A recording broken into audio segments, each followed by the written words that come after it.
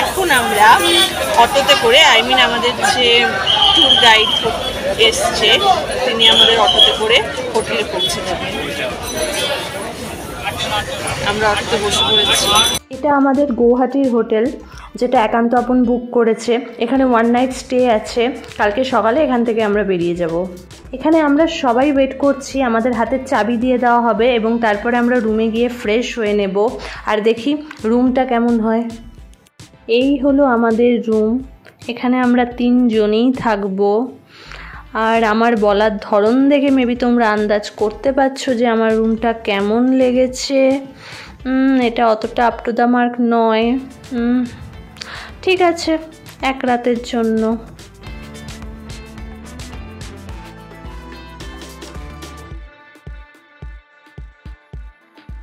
হোটেলে আসার পরে স্নান টান করে আমরা সবাই তো ফ্রেশ হয়ে গেছি। এই যে বাবা মাও ফ্রেশ হয়ে গেছে। এখন আমরা যাব খেতে। আমাদের ওই খাবার জায়গা থেকে ডাক পড়েছে। অ্যাকচুয়ালি আমি বলেছি যে একান্ত আপন তারাই আমাদের ফুডিং লজিং সমস্ত কিছু এমনকি ঘোরাবে, টোটালটারই দায়িত্বে আছে। তো এই হোটেলটাও তো ওরাই দিয়েছে। এবার যাব ওখানে, আমরা খাওয়া দাওয়া করব। দেখি কি খাওয়া দাওয়া হয় আজকে, লাঞ্চে কি আছে সবটাই তোমাদের সাথে শেয়ার করব। প্লাস আজকে বিকেলে না আমরা কামাখ্যা মায়ের দর্শন করতে যাব। জানি না, শুনছি অনেক ভিড় থাকে কি থাকে জানি না, দেখি সবটাই তোমাদের সাথে শেয়ার করব যা করছি।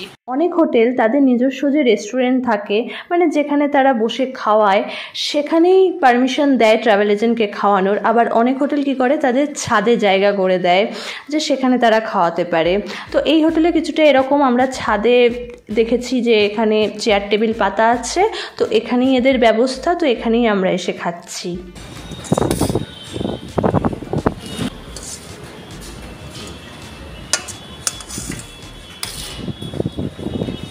দেখো ফার্স্টেই চলে এসছে ডাল আলু উচ্ছে ভাজা। তো ফার্স্টে আমি ডাল আর আলু উচ্ছে ভাজা দিয়ে খেয়ে নিই।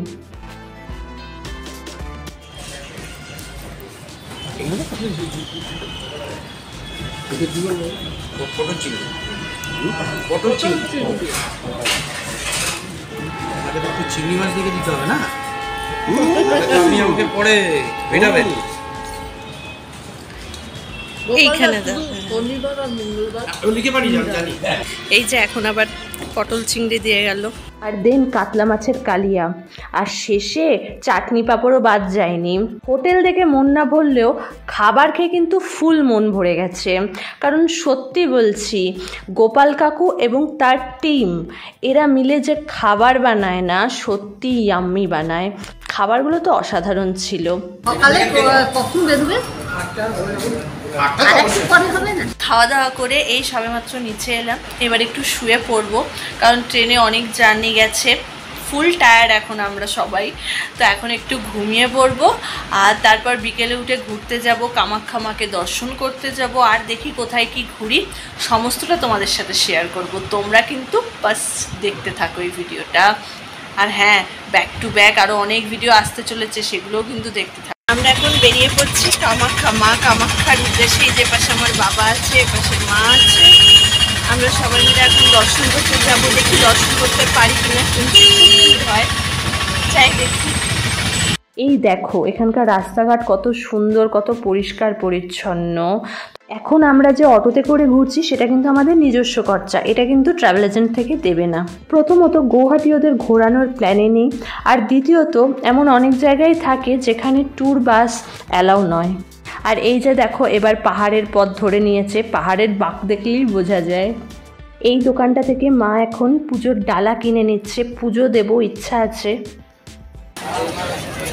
আমরা এখন মা কামাখ্যা দর্শনের জন্য যাচ্ছি। এই যেখানে পর ডালার দোকান, এখান থেকে তোমরা ডালা কিনে নিতে পারবে। আর এখান থেকে ডালা কিনে আমরা চলেছি। দেখো কত দোকান। এই দেখো কত সিঁড়ি, এটা চড়ে ওপরে উঠতে হবে।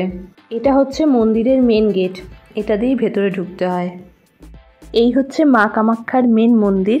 এখন আমি ভেতরে ঢুকবো, দেখি এখন কতটা আমি ভিডিও তুলতে পারি। মনে হচ্ছে না ভেতরে বেশি ভিডিও তোলা যাবে, বাট যতটা তুলবো ততটা তোমাদের সাথে শেয়ার করব।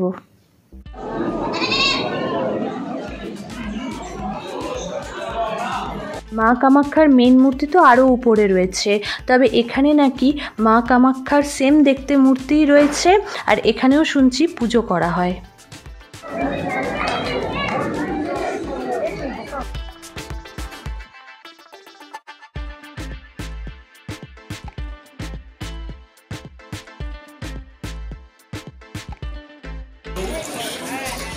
এই দেখো আমি পরে নিয়েছি, অনেকেই পড়েছে দেখলাম, সো বেরোনোর মুখে আমি এটা পড়ছি, যাওয়ার মুখে পড়া উচিত ছিল। যাই হোক, আমি সব উল্টো কাজ করি, সেটা কোনো বড় কথা নয়। আর এখন আমরা চলে যাচ্ছি হোটেলে। এখানে বাবা মা কামাখ্যার মূর্তি কিনে নিচ্ছে ঘরের জন্য, সাথে মন্দিরও, ওই কাঠের মন্দির পাওয়া যাচ্ছে। আর আমি এখানে ওয়েট করছি। দূরে দেখতে পাচ্ছ চায়ের দোকানে, ওরা চা খাচ্ছে, আর আমি এখানে দাঁড়িয়ে আছি, কারণ আমাদের অটোটা আসবে, যে অটোতে করে এসেছিলাম সেই আসবে। কমপ্লিট আমাদের পুজো দেওয়া, এবারে হোটেলে ফিরছি। দেখো দেখো রাস্তাঘাট কত সুন্দর করে সাজানো। ওই দেখো ব্রহ্মপুত্র নদ, আসার সময় লক্ষ্য করিনি, বাট এখন দেখতে পাচ্ছি, কি সুন্দর দেখো। এখানে অটোকে দাঁড় করিয়ে ভিডিও তো একটু তুলতেই হয়।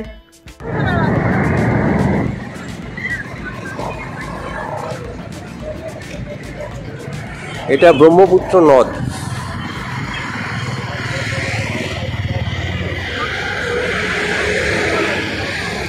এখানে ব্রহ্মপুত্র নদকে দেখো কতটা সুন্দর লাগছে, যদিও মাঝখানে চর পড়ে গেছে। আর হ্যাঁ, এখানে আড্ডা দেওয়ার জায়গাটা কিন্তু সুন্দর। সন্ধেবেলা হোটেলে ফিরতেই গরম গরম পকোড়া এবং তার সাথে চা, জমে গেল। আর পকোড়াটা মনে হচ্ছে আলু পেঁয়াজ ভেজিটেবল দিয়ে ভেজিটেবল পকোড়া টাইপের ছিল। আমার এত জ্ঞান নেই এসব ব্যাপারে।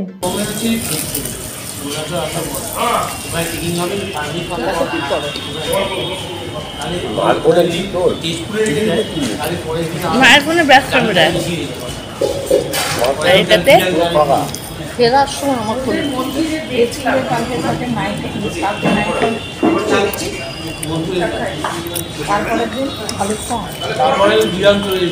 আর এদিকে ডিনারে দেখো, যে ভাত খাবে ভাত, যে রুটি খাবে রুটি, এবং তার সাথে ডাল, আলু পটলের তরকারি, চিকেন, স্যালাড সব আছে, আর সবগুলো খুবই টেস্টি। তো আমি আমার ডিনারটা কমপ্লিট করি, তোমরা আমার এই সিরিজের পার্ট 3 এর জন্য ওয়েট করো। আর আজকের জন্য টাটা।